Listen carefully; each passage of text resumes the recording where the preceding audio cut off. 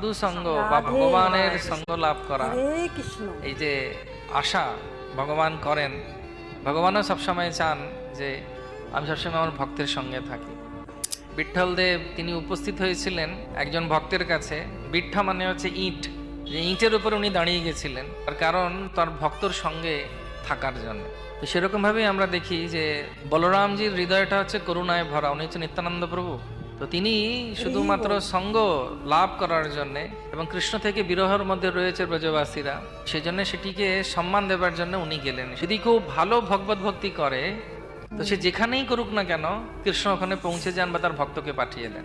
ও রূপ গোস্বামী পাদ বলছেন ভক্তি রসামৃত সিন্ধুতে যে ভক্তির যে 5টা গুণ আছে তার মধ্যে একটা গুণ হচ্ছে যে কৃষ্ণকে আকর্ষণ করে। যেরকম ভাবে প্রভুপাদ উদাহরণ দিচ্ছেন, অনেক জায়গায় অনেকে প্রভুপাদকে প্রশ্ন করতেন যে আমি কি ভগবানকে দেখতে পাবো?